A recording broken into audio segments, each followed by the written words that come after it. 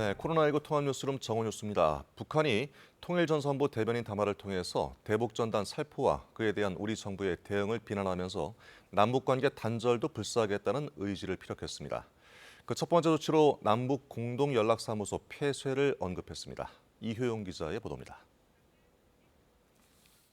북한의 대남 정책을 총괄하는 통일전선부가 어젯밤 대변인 담화를 내고 탈북민들의 대북 전단 살포와 남측 정부의 대응을 비난하며 남북 공동연락사무소를 폐쇄하겠다고 위협했습니다. 통전부는 김여정 노동당 제1부부장이 그제 담화에서 지적한 내용들을 집행하기 위한 검토에 착수하라는 지시를 내렸다며 이같이 밝혔습니다. 대북 전단 사건을 계기로 적은 역시 적이라는 결론을 더욱 확고히 내렸으며 남측과의 접촉 공간들을 없애기 위한 결정적 조치들을 오래전부터 생각하고 있었다는 겁니다. 그 첫 순서로 개성 남북연락사무소부터 결단코 철폐할 것이며 이미 시사한 여러 가지 조치들도 이어가겠다고 덧붙였습니다.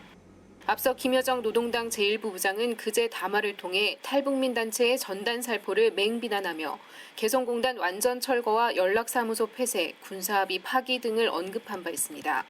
통전부는 또 남측이 이제서야 전단 살포를 막을 법안을 검토 중이라는 고단수의 변명을 늘어놓고 있다며 남측이 몹시 필요해야 할 일을 준비하고 있다고 경고했습니다. 특히 대북전단 살포에 대한 북한의 반발을 두고 북한이 교류협력이나 대화 재개를 바라는 것이라는 일각의 해석에 대해 헛된 개꿈이라며 강한 거부감을 드러냈습니다. 한편 이번 담화에서는 그동안 정확한 직함이 알려지지 않았던 김여정을 대남 사업을 총괄하는 제1부부장이라고 명시했습니다. KBS 뉴스 이효영입니다. 네, 오늘은 나라를 위해 목숨을 바친 순국 선열들을 기리는 제65회 현충일입니다. 문재인 대통령은 추념식에 참석해 모든 희생과 헌신에 국가가 반드시 보답해야 하고 전쟁 없는 한반도를 만드는 것이 국가의 책무라고 말했습니다. 홍성희 기자의 보도입니다. 수도권 코로나19 여파로 서울이 아닌 대전에서 열린 추념식.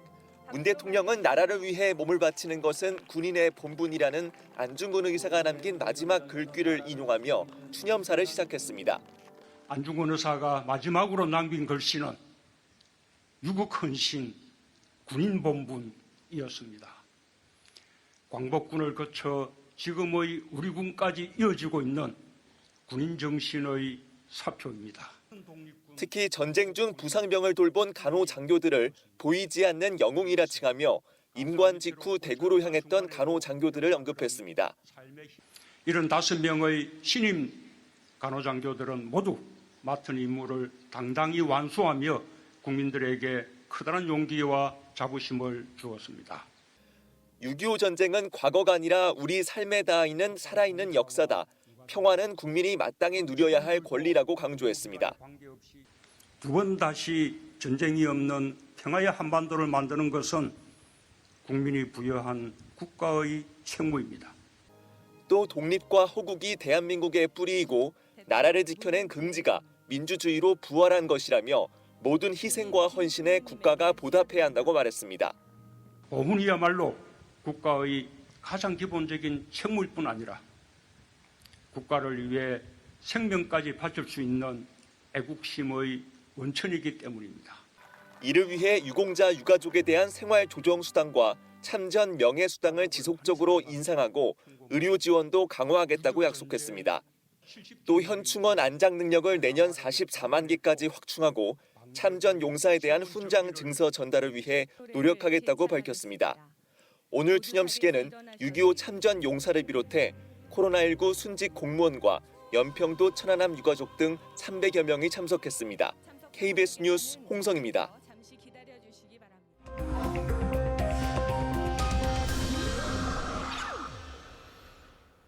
네, 이제 코로나19 소식을 전해드리겠습니다. 먼저 KBS 재난방송센터 연결해서 관련 내용 정리해보겠습니다. 신방실 기자, 먼저 오늘 오전에 발표된 국내 확진자 현황부터 정리해 주시죠. 네, 코로나19 누적 확진자 수 11,719명입니다. 어제보다 51명이 늘어서 8일 만에 다시 50명대가 됐는데요. 신규 확진자 분포를 자세히 보겠습니다. 지역 발생이 43명, 그리고 해외 유입은 공항 검역을 포함해서 8명으로 집계가 됐습니다. 지역 발생과 해외 유입을 합쳐서 서울이 23명, 인천 11명, 그리고 경기 지역 8명으로 신규 확진자 51명 가운데 42명이 수도권에 집중이 됐습니다. 산발적인 집단 감염 계속되고 있기 때문입니다. 수도권의 신규 확진자 추이를 보면 지난달 말부터 하루 30에서 최고 60명대까지 발생을 했고요. 오늘 다시 42명이 늘었습니다. 쿠팡 물류센터 관련 확산이 잦아드나 했더니 최근엔 종교 소모임과 방문 판매 업체 등에서 확진자가 계속 나오고 있고요. 확진자는 서울, 인천, 경기 지역에 고르게 분포하고 있습니다. 네, 지금 수도권 확산세가 우려스러운데요. 지금까지 상황이 어떻습니까? 네, 수도권 집단 감염 현황을 보면요. 지금까지 이태원 클럽 관련 확진자가 247명으로 집계됐습니다. 그리고 쿠팡 물류센터 관련 개척교회 그리고 방문 판매 업체에서도 확진자가 계속 늘고 있는데요. 특히 방문 판매 업체 관련 확진 사례가 수도권을 넘어서 충청 지역으로 확산되고 있고 확진자의 대부분이 고령층인 것으로 밝혀져서 우려를 더하고 있습니다. 최근 2주간 감염 경로를 봐도 지역 집단 발병이 70%가 넘어서 가장 많았습니다. 이 지역 발생의 96.6% 수도권에 집중이 되고 있어서 수도권 주민들의 경각심이 어느 때보다 절실한 시기입니다. 경로를 알 수가 없어서 조사 중인 사례도 10%에 가까워졌습니다. 밀폐되고 밀집된 공간에서 밀접 접촉하는 일을 가급적 피해야겠습니다. 다시 주말을 맞았습니다. 방역 당국은 수도권을 대상으로 강화된 방역 조치를 발표했습니다. 수도권 주민들은 사람이 많이 모이는 곳을 가급적 피하고 종교 소모임 등도 최대한 자제해 주시기를 바랍니다. 지금까지 재난방송센터에서 KBS 뉴스 신방실입니다. 네, 조금 전 신방실 기자도 얘기해드렸는데 서울의 한 방문 판매업소에서 확진자가 30명 넘게 나온 가운데 확진자의 70% 이상이 고령자인 것으로 확인됐습니다. 정부는 밀폐된 공간에서의 모임 등을 자제하고 방역 수칙을 철저히 지켜줄 것을 요청했습니다. 김민지 기자입니다. 집단 감염이 발생한 서울 건강용품 방문 판매업소 관련 확진자가 사흘 만에 34명으로 늘어났습니다. 이 가운데 73%인 25명은 고령인 것으로 나타났습니다. 김강립 중앙재난안전대책본부 1총괄 조정관은 이처럼 고령자 비율이 높은 것에 대해 우려하고 있는 상황이라고 말했습니다. 정부는 주로 젊은 사람들이 많았던 클럽과 물류센터에서 시작된 수도권의 감염 사례가 고령자들이 많은 종교 소모임과 미등록 방문 판매업소로 이어지고 있는 데 주목하고 있습니다. 김일 총괄 조정관은 역학조사와 접촉자 관리를 최대한 신속하게 진행하고 있다고 밝혔습니다. 방문 판매업소처럼 감염에 취약한 사각지대에 대한 선제적인 점검에도 나설 계획이라고 덧붙였습니다. 또 주말을 맞이해 야외 활동이 늘고 종교 활동이 이뤄지는 만큼 방역 수칙 준수도 재차 강조했습니다. 현충일 글짓기와 그림 대회도 수도권 지역에서 방역 조치가 강화된 것에 따라 축소되거나 비대면 방식으로 진행된다고 설명했습니다. 방역 당국이 수도권 지역의 대면 모임은 최대한 자제해달라고 재차 밝힌 가운데 야외 활동 시에도 마스크 착용과 거리 두기 등 방역 수칙을 준수해 줄 것을 거듭 요청했습니다. KBS 뉴스 김민지입니다. 네, 알맹이가 빠진 승격이라는 논란이 생겼던 질병관리청 개편안을 문재인 대통령이 전면 재검토하라고 지시했습니다. 핵심 연구 기능을 복지부로 이관하면 감염병 대응 역량이 약화될 수 있다는 우려를 수용한 것으로 보입니다. 일부에서는 질병관리청의 독립성을 강화하기 위해서 아예 한 단계 윗급인 처로 승격시키자는 의견도 나왔습니다. 구경화 기자의 보도입니다. 문재인 대통령이 보건복지부와 질병관리본부 조직 개편을 전면 재검토하라고 지시했습니다. 개편안이 발표된 지 이틀 만입니다. 국립보건연구원과 감염병 연구센터가 확대 개편되는 감염병 연구소를 보건복지부 산하로 이관하는 방안에 전면 재검토를 지시했습니다. 청와대 관계자는 질병관리청의 조직과 예산을 축소시킬 목적이 아니었다며 감염병 대응 역량 강화에 맞게 재검토하라는 지시라고 설명했습니다. 당사자인 국립보건연구원 측은 질병관리를 맡고 있는 질병관리청과 연구개발의 컨트롤 타워인 연구원의 임무는 다르다고 지적했습니다. 대개 선진국의 경우에는 지식의 증진 또 연구개발을 통해서 국민들의 수명을 연장하는 그런 영역이 국립보건연구원의 업무에 담겨 있습니다. 정부 개정안이 곧 국회에 제출될 예정인데 질병관리본부를 더 독립적인 기구로 만들자는 주장도 제기됐습니다. 총리실 산하의 처로 독립하게 되는 경우에는 법령과 시행령에 대한 제정 및 개정 권한이 주어집니다. 그래서 감염병 예방과 관리에 실질적인 컨트롤 타워 역할을 할 수 있는 것입니다. 행정안전부는 복지부, 질병관리본부와 협의를 다시 하겠지만 두 기관의 연계 기능 때문에 총리실 산하로 옮기는 건 바람직하지 않아 고려 대상이 아니라고 설명했습니다. KBS 뉴스 구경화입니다. 네, 다음 소식입니다. 미국에서는 경찰 가혹 행위로 사망한 플로이드 씨의 죽음에 항의하는 시위가 이어지고 있습니다. 인종차별과 경찰개혁 요구에 트럼프 대통령은 법과 질서를 강조했습니다. 한편 백악관에는 더 높고 두꺼운 철책이 설치됐습니다. 워싱턴에서 김은규 특파원이 전합니다. 호전된 실업률에 기자회견까지 연 트럼프 대통령은 자신의 생각대로 주방위군을 투입해 효과가 났다고 주장했습니다. The National Guard went in and one night it was over. You don't see the problem in Minnesota now at all, not even a little bit. 시위 진압에 군 투입, 시위대를 압도하는 무력을 주장해온 평소 입장 그대로입니다. 충성파 법무부 장관조차 흑인들이 느끼는 사법제도의 문제점을 인정했습니다. It is undeniable that many African Americans lacked confidence in our American criminal justice system. This must change. 하지만 대통령은 여전히 경찰 개혁에 대한 언급이 없습니다. 오히려 백악관 외곽을 높은 철제 울타리로 둘러싸고 있습니다. 처음 설치한 것보다 높고 두껍습니다.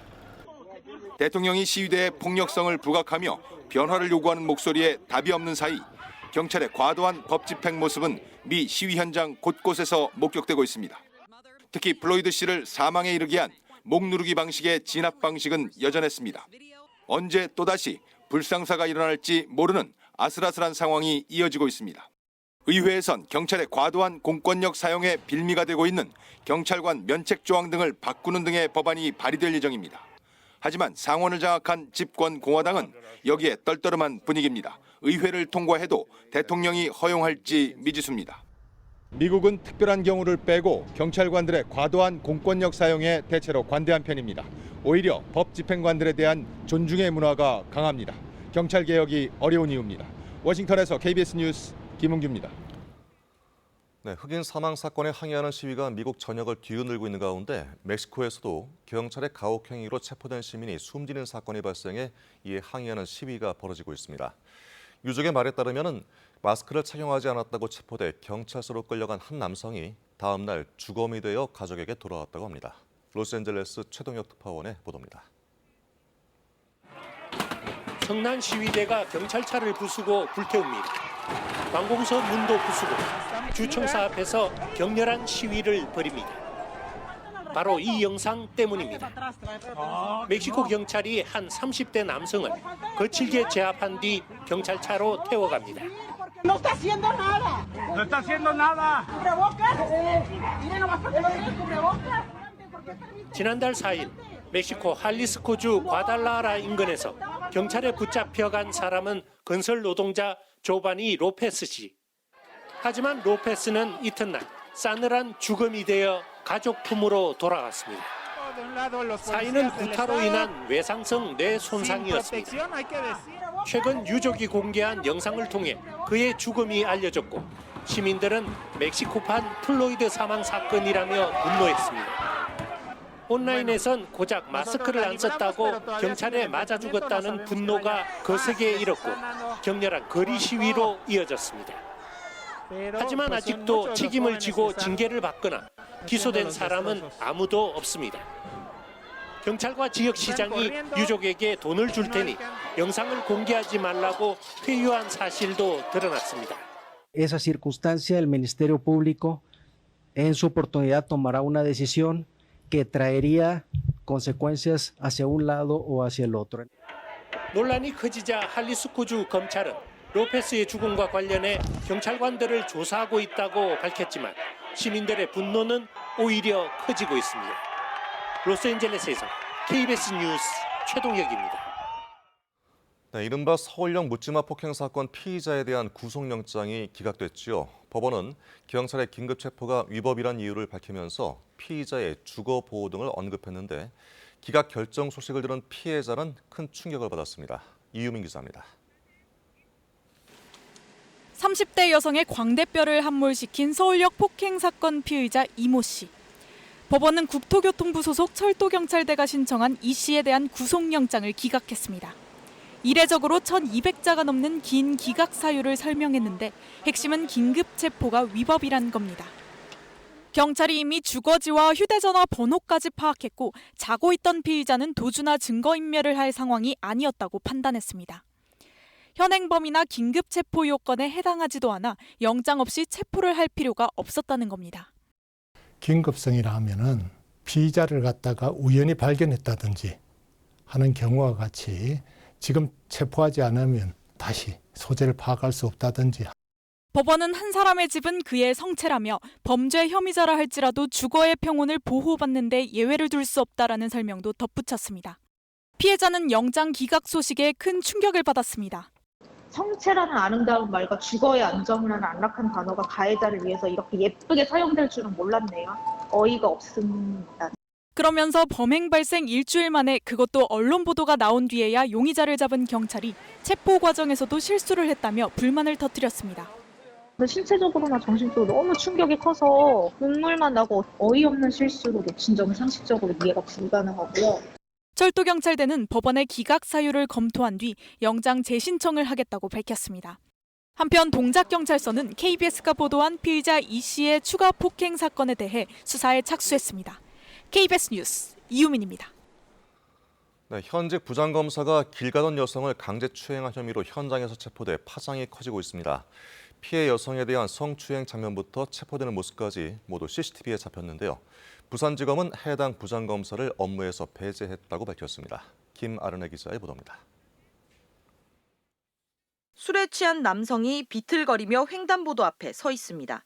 잠시 뒤 바로 옆에 있던 여성에게 다가가 양손으로 어깨 부위를 잡자 여성은 깜짝 놀라 비켜섭니다.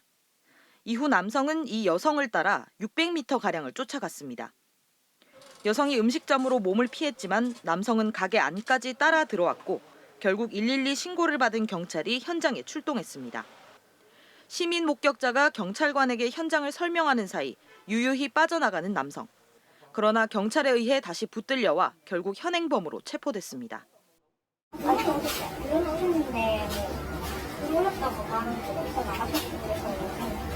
그 가해자분 같이 들어왔어요. 경찰은 성추행 사건이 일어난 순간부터 검거되기 직전까지의 상황과 피해자 진술을 종합적으로 고려해 강제추행 혐의가 있다고 보고 수사를 벌이고 있습니다. 현행 국가공무원법 제73조 3항에 따르면 성범죄 등의 행위로 수사기관의 조사를 받는 경우 직위해제를 할 수 있도록 하고 있습니다. 검찰은 사실관계를 확인하고 있으며 엄정하게 대응하겠다는 어제의 공식 입장 표명 이후 추가적인 입장은 밝히지 않았습니다. 피해자 조사를 마친 경찰은 해당 부장검사를 조만간 소환 조사할 예정입니다. KBS 뉴스 김아른입니다. 네, 9살 어린이를 가방에 가둬 숨지게 한 의붓 어머니를 엄벌하고 신상 정보를 공개하라는 목소리가 커지고 있습니다.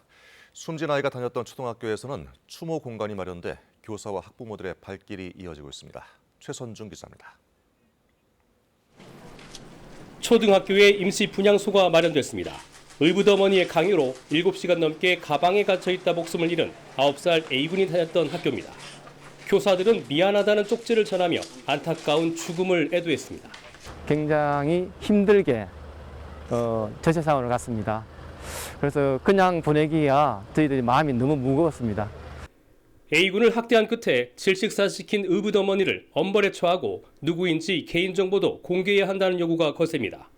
청와대 국민청원 게시판에는 게시글 6개가 올라왔고 하루 새 10,000명이 넘게 동의했습니다. 애들이 지금 마스크만 끼고 몇 시간만 다녀도 너무 힘들다고 하는데 그 안에서 얼마나 답답하고 좀 힘들었을까, 무서웠을까. 경찰은 부검을 통해 멍 자국과 흉터가 언제 어떻게 생겼는지 분석했습니다. 부검 결과를 토대로 구속된 의붓어머니와 함께 친아버지도 학대에 가담했거나 방조했는지 추궁할 예정입니다. 천안시도 아동보호 담당자가 신고를 받고 왜 적절한 보호 조치를 취하지 않았는지 조사하고 재발 방지 대책을 찾고 있습니다. 친권을 제한해야 되는 상황이 발생을 했을 때 민간이 하다 보니 강제력을 집행하는 부분에서 현장 조사가 거부되는. 새 학년 첫 등교 개학 날 교실에 첫 발도 들이지 못한 채 숨진 A군. 학대받는 어린이가 또다시 방치되지 않도록 제도를 개선해야 한다는 여론이 힘을 얻고 있습니다. KBS 뉴스 최선중입니다.